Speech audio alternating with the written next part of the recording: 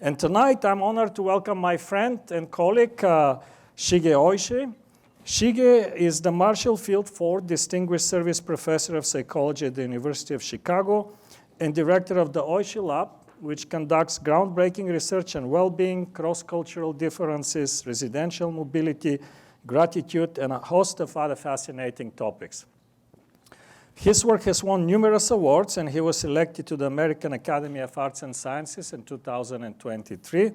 He has published over 200 articles and book chapters, and it's one of the most cited social personality psychologists. He will talk about his most recent book, Life in Three Dimensions. Shige has studied human well-being for many decades now. But until his recent work, most of the literature has been focused on increasing happiness. Think of positive psychology, and don't talk about to Eastern Europeans about that. Another stream of research has been on finding meaning in life. But it is difficult, if not impossible, to reduce complex notions such as what constitutes a good life to single dimensions. Shige's recent work expands this notion to include what he calls psychological richness, which is about the role of curiosity and exploration in life. The book is a pleasure to read and has received a number of accolades. For example, it was on the J.P. Morgan Summer Reading List and on Seattle Times 12 fresh paperbacks to kick off the new year. So if you haven't bought it, go ahead. I'll let Shige speak about his work. I just want to add that after reading the book, not only I learned about psychological richness, but I was impressed by his wide and deep knowledge of world literature. Not that this fact on its own is unusual, but I already knew about his impressive knowledge of world cinema and, more surprisingly, American sports. Not just baseball, but also basketball. I'm not sure how he does it, but he does it all. So please welcome Shige Oishi. Thank you.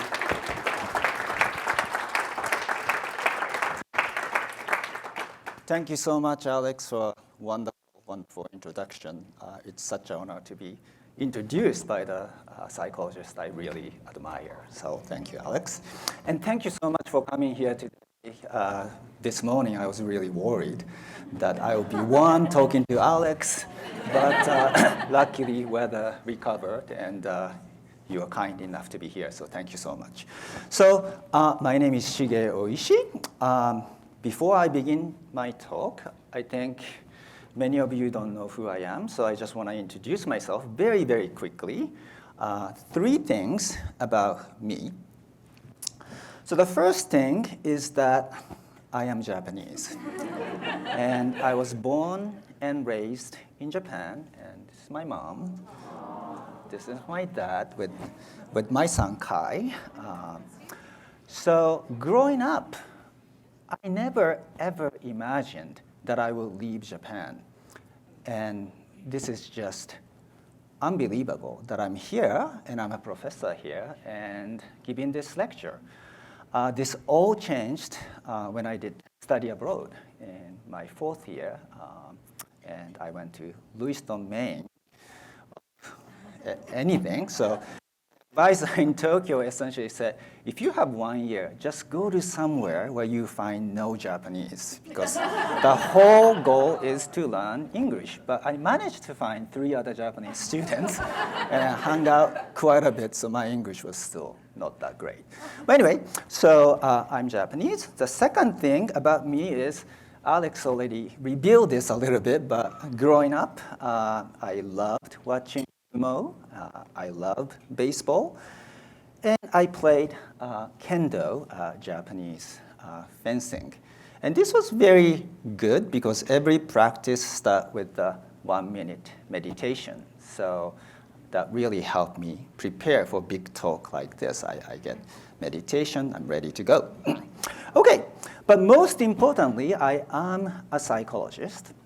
And when you think about somebody who is a psychologist, you're probably thinking about somebody like this. And I actually, when I was undergraduate, I wanted to be like this. But I realized that I'm not good at this. So instead, I became this kind of psychologist who is staring at the data all day and try to understand what we learned from the data. Okay, so today I will talk about this big topic of what is a good life. And essentially my story already Alex alluded to, but two essentially fundamental and primary answers to this question were happiness and the meaning. And since in psychology, since mid-1980s, there's just tremendous amount of effort and research into studying scientific study of happiness. And we learned a lot. And some were interesting, some are counterintuitive. But after a while, there were a group of people came up and sort of criticized. Perhaps happiness is not everything. Perhaps happiness is a little bit too much about ourselves. And good life maybe have to be something to do with societal contribution, whether this person is making difference in the world. So a group of psychologists started to examine a meaningful life, whether the person feel like their lives are meaningful, worthwhile, by making difference in the world. So that research has gone on for another 20, 30 years. Now we know quite a bit about meaningful life as well, as difficult as it is to measure. Okay? But then again, I felt that something is missing. So about 10 years ago, in summer of 2015, every summer I think about sort of what kind of new research project I want to work on next semester, next academic year. And I just realized in 2015 that I've been researching, studying happiness for 20 years because I entered PhD program in 1995. So that was my sort of the midlife crisis moment that, oh my gosh, 20 years, what have I done? And we learned a lot, but also there was lots of remaining questions. So that's when I started to think about the third path, third answer to this question of what is a good life. And the third one is what we call psychological richness. Richness in terms of lived experiences, lesson we learned, adventure we took. Okay? So hopefully today we will get to that, but I will start with the happiness, and then meaning, and then go there. Okay, so why happiness was the first sort of the answer to good life question? Here we have to go all the way back to ancient Greece. So about 2,500 years ago, Aristotle was lecturing about this exact topic, what is a good life? And the book one is interesting. The title is The Object of Life. So he started out his book saying, we all pursue a bunch of different kinds of goals. And how many of you had the New Year's resolutions? Right? Or just one? Okay, you guys don't have any? So you might have goals or resolutions like I'm going to eat better, exercise more, and lose my weight. But Aristotle would say, is that the ultimate goal? Losing weight, for instance. Then he would say, no, because we usually want to lose weight so that we'll be healthier or we'll be more attractive or something else. So these are instrumental goal for something else. So then you can ask the same question, why do you want to be healthy? Why do you want to be physically attractive? Then maybe that being healthy is also not the ultimate goal. Maybe you want to be healthy because you want to do things you really want to do. Or you want to be physically attractive so that you get treated nicer. Or you get to go certain events that you feel like you are excluded or whatever. But anyway, the point is that he went through all kinds of goals or values people have. Ancient Greek, honor is a huge thing, so honor, status, power, money. But he essentially argues that everything is instrumental. only one thing is the ultimate goal of goal for itself. And that, he says, is the happiness, living well or doing well. Okay. So fast forward to 1984. My graduate school advisor, Ed Diener, published this famous paper entitled Subjective Well-Being. Up to that point, there are some psychologists who are studying happiness, but essentially most of the empirical psychologists thought things like happiness, things like love, are too fuzzy to scientifically study.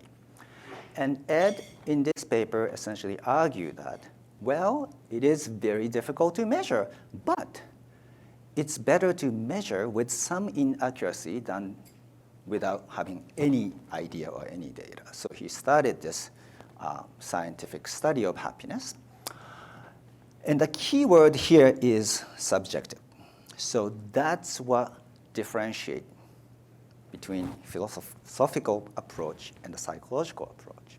So philosophical approach, like Aristotle, is essentially, it's a happiness. That's the ultimate goal. Doing well, living well. But by which he means that you have to lead a virtuous life. You have to engage in contemplation. So he argues that if you are doing that, if you're virtuous, and if you're engaging in contemplation, namely philosopher, if you're a philosopher, then you're leading a good life. But if you're not a philosopher, you're not exactly leading a good life. On the other hand, Ed had the different ideas. That's a very top-down, prescriptive sort of notion of good life. Why don't we ask a bunch of people whether they feel like they're leading a good life, and whether we can gain enough information as to what differentiates those people who say their life is going well and those people who are saying their life is not going well. Because even among those who lead virtuous life or contemplative life, there are some people probably who feel genuinely like worthwhile, that this is a worthwhile pursuit, while others might not feel that way. So he wanted to really ask people and start from there. So he created the 5-item scale, things like, in most way, my life is close to ideal. 1, strongly disagree. 7, strongly agree. Conditions of my life are excellent. 1 to 7. I'm satisfied with my life. 1 to 7. Okay. So then he collected a bunch of data, lots of data. Then now you can ask more interesting question. Who is happy? Are rich people happy? Lottery winner happy? Physically attractive people happy? Young people happy? Healthy people happy? These are the sort of the things that a lot of people pursue. Interestingly, rich people are happier than the poor people. That part is not interesting at all. But what was fascinating was that Ed actually got the data from Forbes' richest American, this 5-item scale. And the average was 4.77 out of 7-point scale. If you ask University of Chicago undergraduate, that's almost exactly the average score you get. So although these are super rich people, obviously, but they are not that much different than we are. So they are, on average, happier than the poor people, sure, but the difference is much, much smaller. Lottery winners, essentially the finding is very similar. Physically attractive people, my goodness, Ed took a picture of everybody, had 10 people rate physical attractiveness, correlated with the self-reports and the objective rating of physical attractiveness. What's the finding? Zero correlation. Zero correlation. So physical attractiveness in that case was not, at least the objective rating. By the way, subjective rating of physical attractiveness, how attractive do I feel like I am, right? If you know Seinfeld, right, ask Kramer. He will say, yes, I am very attractive. Right? Those are the people who are really happy. It's not the objective rating. Okay. Anyway, so it sounded like external factors don't matter as much as we think we are. So then the next question is, who is happy? So Ed collected lots of data. And the most important factors are things like very much the internal attributes, internal things, how we view the world. Some people see the world as a glass half full. Some people see it as half empty. So neurotic people, for instance, definitely see the world as half empty.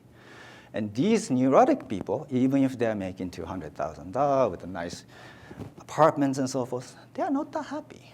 On the other hand, if you're not that neurotic, those people who see the glass half full, then even if your objective living conditions are not that great, they do say that their life is pretty satisfying. Another big factor was a gratitude. Those people who are grateful for what they have or what other people did for you, they tend to say they are happy than, unfortunately, a lot of people we know, right? Ungrateful people who think they deserve more. Those are the people who are not satisfied with what they have because as they get more, they want more. So another interesting finding from the decision-making judgment literature was that some people are maximizer, right? When they apply for college, they apply for 30 schools and try to get into the best possible school. Satisficer, on the other hand, is literally those people who are happy with whatever good enough option. So these are the people who say, well, University of Virginia is a really good school. I get the in-state tuition, so maybe I'm going to just apply to the early decisions on this school. Right? Interesting study by Sheena Iyengar and Barry Schwartz. They followed college senior who were applying for job. They measure maximizing tendency and satisfying tendency, and how many job applications they sent, how many interviews they got, what kind of job they got. It was a maximizer, as you can imagine, who got more interviews, more job offers, and who got higher paying job. Satisficer, not so much. But 6 months later, after graduation, Sheena and Barry asked these students, former students, now working for 6 months, how are you guys doing? How satisfied are you with your job? Ironically, the maximizer who got objectively better job, they were less satisfied with their job than the satisficer. So essentially, the main message from happiness research is that you have to be happy with what you have. Ambitions, too much ambition, too much desires go against the maximization of happiness. William James had a very famous formula about self-esteem, but I think that fits in the happiness as well. So essentially, happiness could be the amount of success you have divided by your ambitions. Okay? And most of us, Americans, are really working hard to maximize the success. But as success increases, your desire and ambition increases, then the ratio is not changing. So that's the problem. When you ask Dane and the Finnish, why are they so happy? In the world ranking, they're always top. They often say, well, we don't expect that much. We are content with what we have. Very different response than Americans, right? So that's the point. So that's the kind of data and ideas we learned. So I'll just give you one quote I like. So I don't know how many of you know Howard's End. E.M. Foster, there was a movie. Anthony Hopkins played the main character, Henry. So Henry is like a Booth MBA student. He has a prestigious job. He want to conquer the world. He goes to Africa, make a lot of money. He want to live in a bigger and bigger and bigger house. Ruth, his wife, the first wife, was born in Howard End, small cottage outside of London, and all she wants is spend time in Howard End, taking care of garden. And at one point, Ruth says, Henry, why do people who have enough money try to get more money? And when I read this sentence, I was like, wow. I sort of know I should be satisfied, but I'm doing that already, right? So I think this is the reason why Ruth might be a happier person than Henry. Okay, so far, what we found in happiness research is that it's not a big success, big promotion, new house, new car. Those are the things that makes us happy. Well, to be clear, those things make us happy, but just not for that long. Okay, just dissipate pretty quickly. What sustains our high level of happiness is the frequent, small, repeatable, enjoyable activities. So Ed had this brilliant chapter. The title captures everything. Essentially, happiness is the frequency, not the intensity of positive emotion. We were perhaps mistaken of focusing on one or few rare big events in life. We should really focus on how to maximize how frequently you have a cup of coffee with your best friend, family barbecues, taking walk in the morning, and chat with your neighbors. And those are the things that are foundational to happy life. Okay, so I made it sound like a happy life is great, right?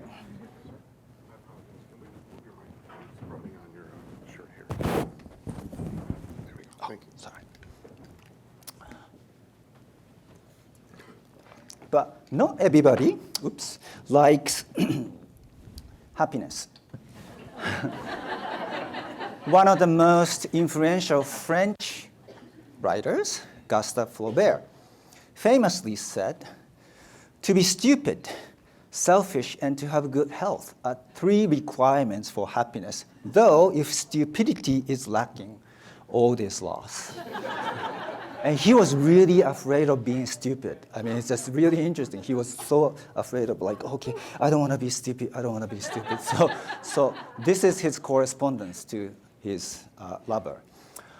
So some people who take Gustave Flaubert's idea or critique of happiness, they want to maximize meaning in life, more of the social contribution rather than themselves, okay?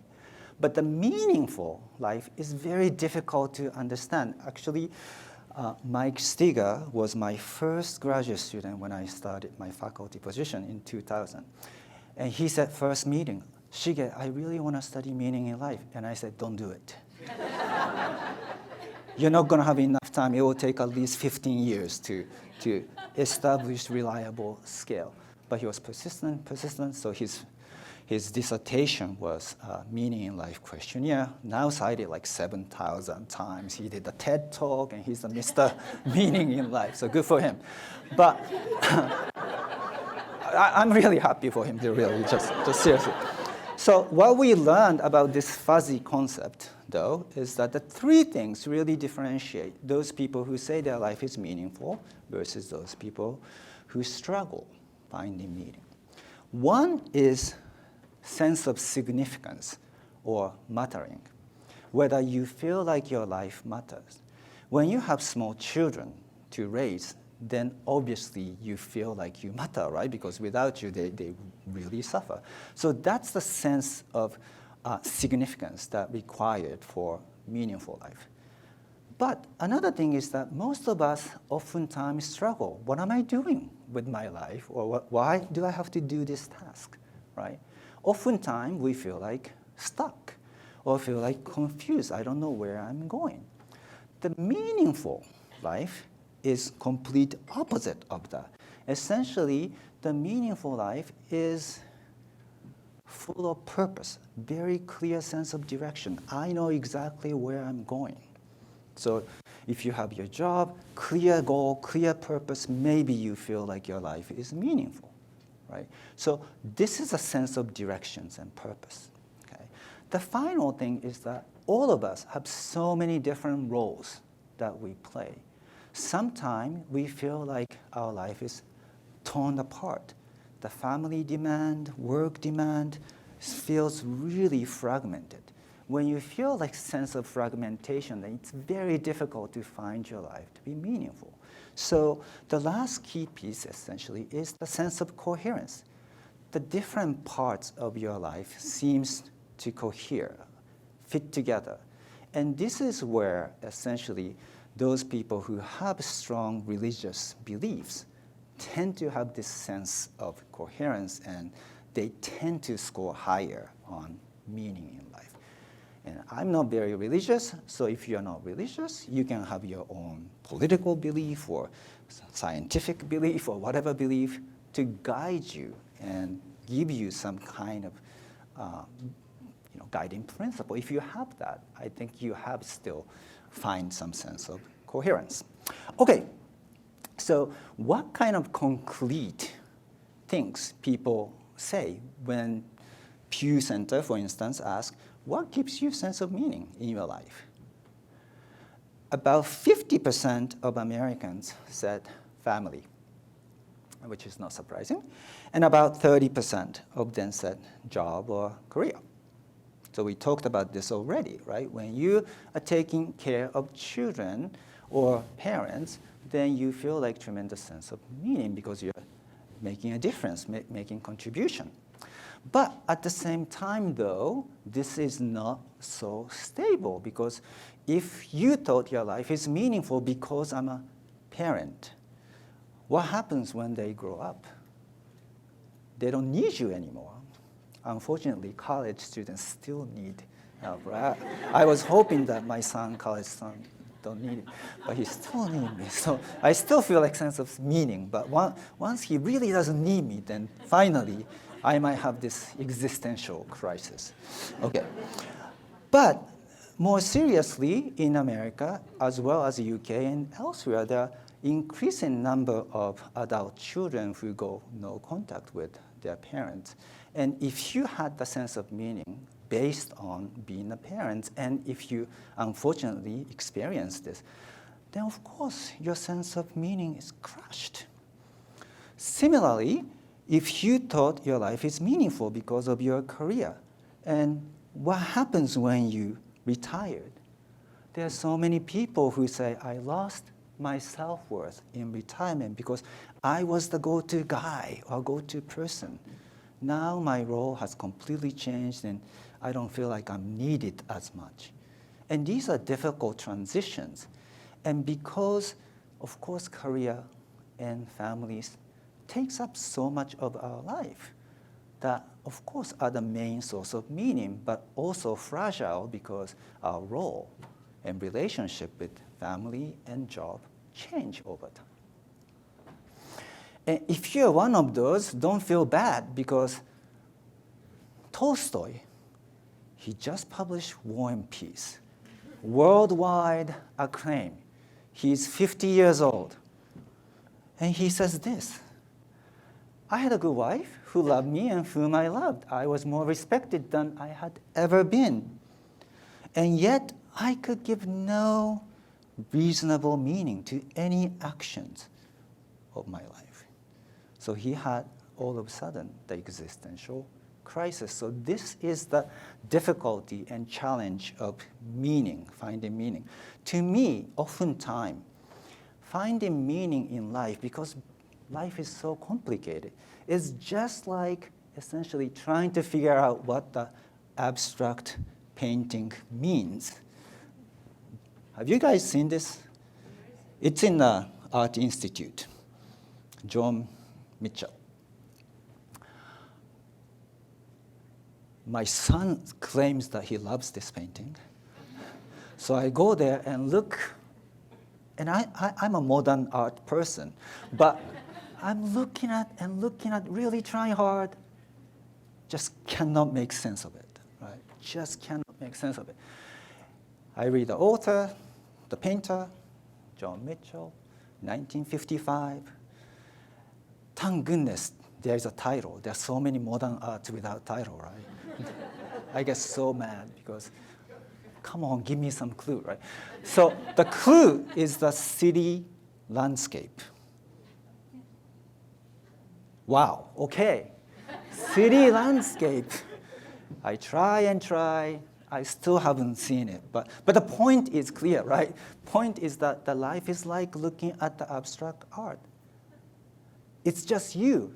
If you cannot find the meaning, nobody else can help you. Well, actually, I'm going to try to help you. So what might be the trick? Well, when you look at the people who find their meanings and compare them with those who don't, then the difference is that those people who can find meaning can find the patterns in life. They can connect the dots. They can see the continuity between past, present, and the future. Very interesting finding about nostalgia. How many of you are a nostalgic person? Good for you. Because nostalgic people tend to find more meaning than not so nostalgic people. But why? Right? Why is the question? And one of the reasons is that the nostalgic people tend to maintain their old friendship. They keep friendship from middle school, high school, and to the extent that you still have a high school friend and middle school friend, you can see yourself, right? Oh yeah, I was like this, now I'm like this. So you can see this continuation between past and the present through your old friends. And if you are not nostalgic, you don't care about old friends, then again, the past and the present seem so separate. Then it's very difficult to find the meaning. So as long as you can find the dot, connect the dot, past, present, and future, then it's much, much easier.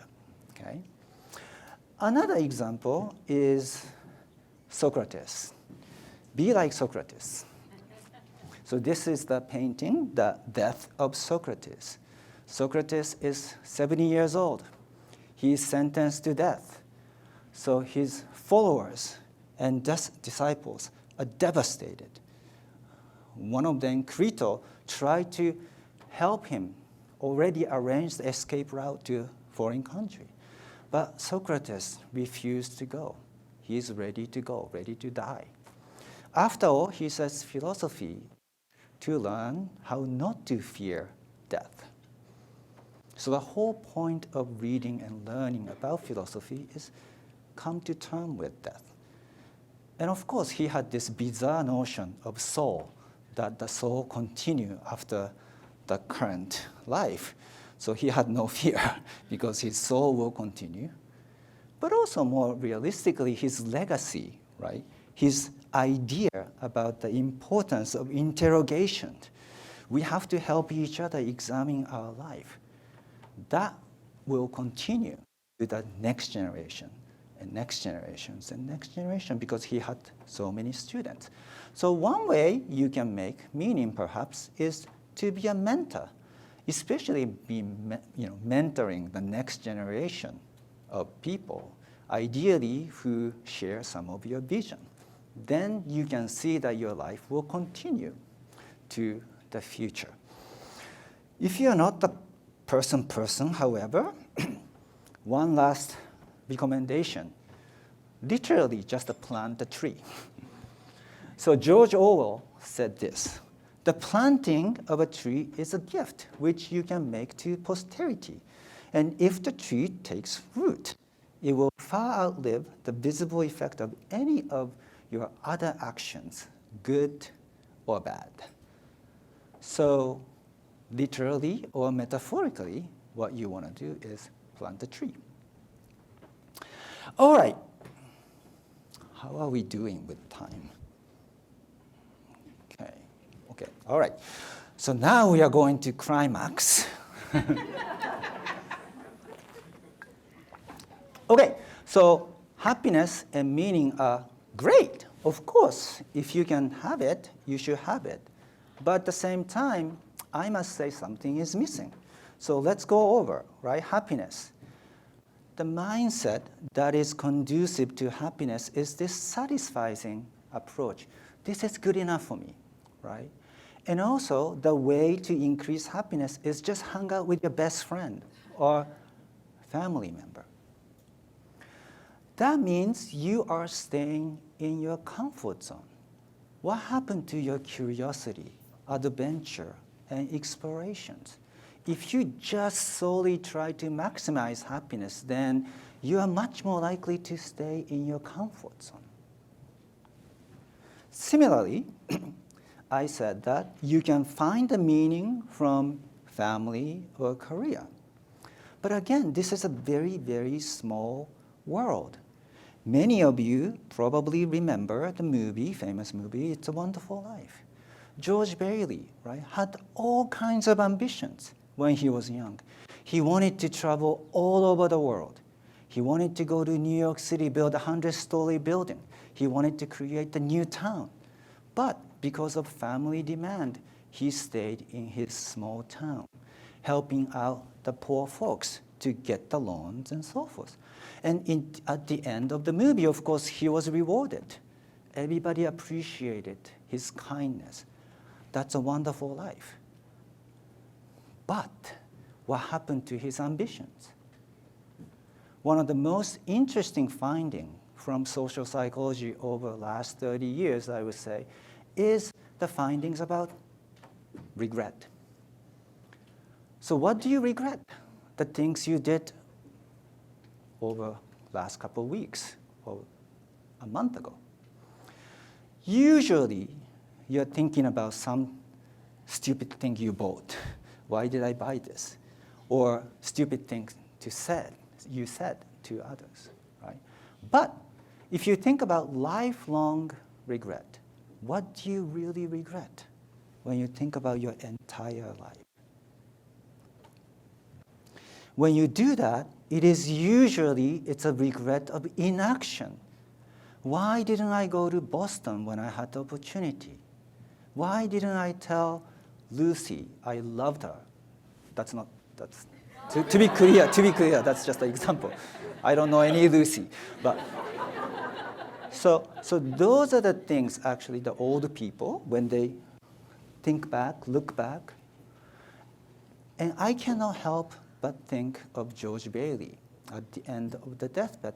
As wonderful as his life was, would he live a life of fulfillment, a good life, truly good life?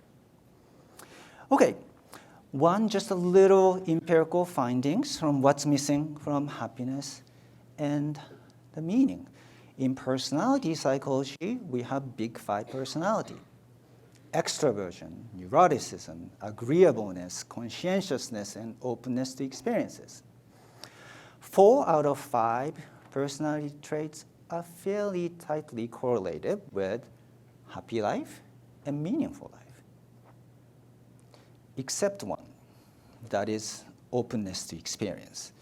Openness to experience is the one personality trait that is not strongly associated with happiness or meaning.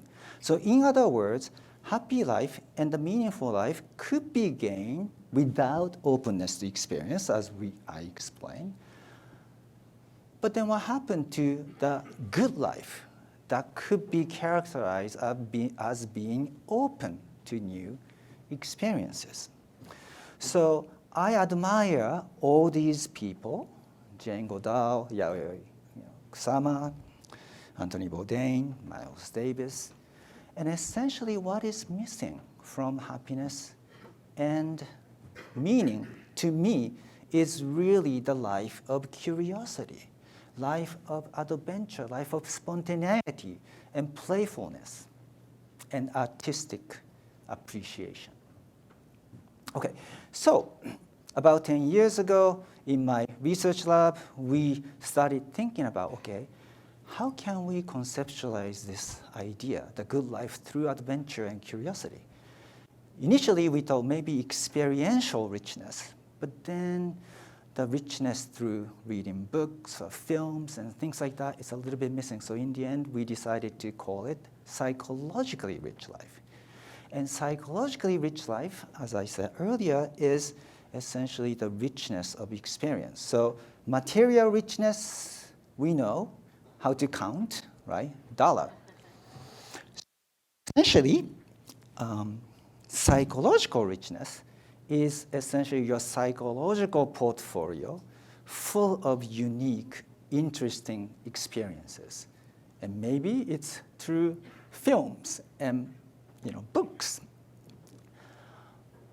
But it's all inside you. So I wrote this piece in the Wired World, just came out. Essentially, psychological richness is an attempt to measure the wealth or richness that is in your mind, in your memories. So what did we learn from our last 10 years of research? So psychological richness, that one of the biggest correlates, personality correlates, was, as we expected, openness experiences. We did a lot of studies. One of my favorite study is not the diving study, but the study abroad study. So we track group of college students who are doing study abroad that semester, compare them with the students who are staying on campus, but those who are interested in going to study abroad in the future. So pre-departure, we compare Big Five, SES, socioeconomic status, everything, no difference between these two groups. Week 1, we measure psychological richness, no difference whatsoever. But 13 weeks later, there's a huge difference. On-campus group, psychological richness does not change at all because it's, again, the typical semester. But those who went to study abroad, right, they have a lot of difficulties. Language problem, culture is different, etc., etc. And they really have to resolve those difficulty and differences. So although they are not that happy or they don't find necessarily study abroad to be more meaningful than on-campus people, actually, psychological richness just enhances quite a bit. Similarly, college students who take really difficult classes, there are many of them at UChicago, right? Those of them find their life to be psychologically richer than those students who just take easy A classes, like my class. Although they're happy, but they're not psychologically richer, right? We do daily diary study, 14-day diary study. Every day we ask, how was the day? How happy were you? Meaningful, psychologically rich. What kind of things did you do? Did you do something new? Did you meet someone new? Did you eat something new? Within person, okay, on the day they did something new, they thought the day was way more interesting, psychologically richer than on the day they didn't do a thing. Routine day, actually they found the routine day to be quite happy, but they didn't find the routine day to be psychologically richer. So doing something different does help every day. Okay. Finally, let me talk about some potential societal constraints. So we are here, right, interested in world economy. Yes? Maybe. Actually, one of my favorite books is Adam Smith's The Wealth of Nations, 1776. So Adam Smith started The Wealth of Nations with the story of pin factory, very famous. So if we, each of us, try to create the pin, we work 8 hours. How many pin do you think we can make? 1. 1. If we had 10 people, 10 workers, then at the end of the day, we have 10 pins. But what if you do divide up the job among 10 people? How many pins they produce? Adam Smith said 48,000. 48,000. And that's the basis of productivity, economic development, right? We want to maximize our productivity. Then what we do is division of labor. Okay? So that's wonderful in terms of maximizing economic output. But what happens to psychology? So my graduate student, Yeonjae Cha, there, raise your hand. So Yeonjae did all this study of amazing division of labor. So we randomly assign people to do this division of labor or non-division of labor. Do everything on your own. Productivity-wise, of course, the division of labor team win big time. They are way more productive. But we ask, so what do you think of the task? How interesting was it? How intriguing was it? Cliche, psychologically rich. It is the non-productive, whole production conditions, they report those higher level of psychological richness. So in our life, right, in order to be successful in our job, we have to be productive. So we try to specialize, try to divide up and conquer. But at the same time, that might be going against maximizing your sense of psychological richness. So in your life, when you have opportunity, try not to outsource too much. Try not to rely on others. My suggestion is DIY. Okay? So I'll show you our DIY project when we lived in Charlottesville. Side yard was mess, so we wanted to have the patio. We got the 3 quarts. The cheapest one was $9,000. $9,000, doesn't make any sense. We checked the cost, material cost, it was like $4,000. So Jay and I thought, okay, let's save $5,000. Let's do it ourselves. Digging like 7 inches. It's just full of tree. It's just really hard. And you have to put the weed barriers, gravel, and then just not know this, I've not done this. Takes forever. It took us 3 months.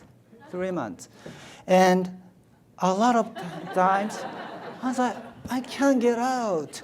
And of course, we had never fought. But during this time, it's like, why didn't we ask professional? Why were we so cheap? Why are we doing this, right? But 3 months later, you have decent, side porch. And most importantly, you have very interesting story to tell. So that's the whole point of do it yourself. It's not for efficiency, it's not for productivity or resale value. Probably it reduced the resale value of this house, but still it was wonderful. Okay, so let me finish my talk with quoting Eleanor Roosevelt, who wrote, "You learn by living." So the purpose of life, after all, is to live it, to taste experience to the utmost, to reach out eagerly and without fear for newer and richer experience. You can do that only if you have curiosity, unquenchable spirit of adventure.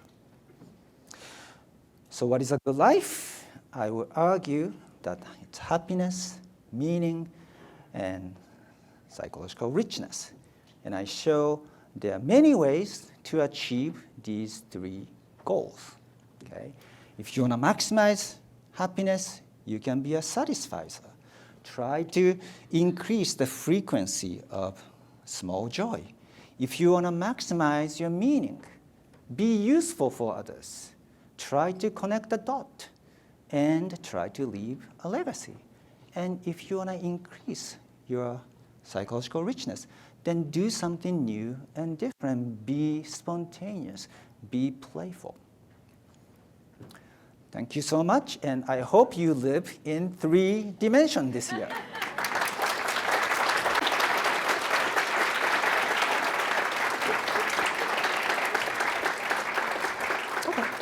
Wonderful. Thank you so much for that talk. We have a few minutes left for a Q&A. So if you have a question for our amazing speaker, feel free to throw your hand up, and one of us with a microphone will come find you.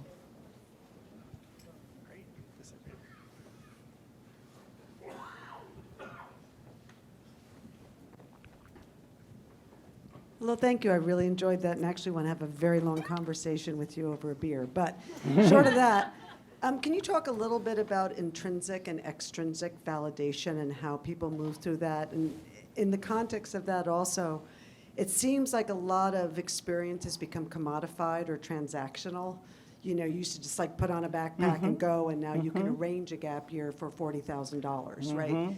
So if you could talk a little bit about that intrinsic versus extrinsic validation and how that operates in an increasingly commodified transactional world.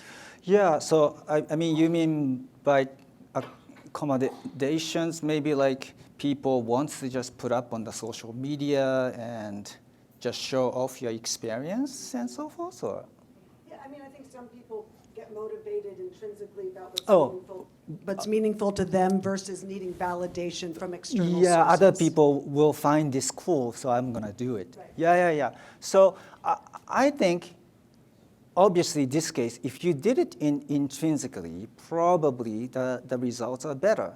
But what's great about experience is that a lot of time, there are lots of unexpected things happen. So even if you started out extrinsically, if you find some experience and you actually change the way you view the world, and as far as psychological richness is concerned, I think that's okay.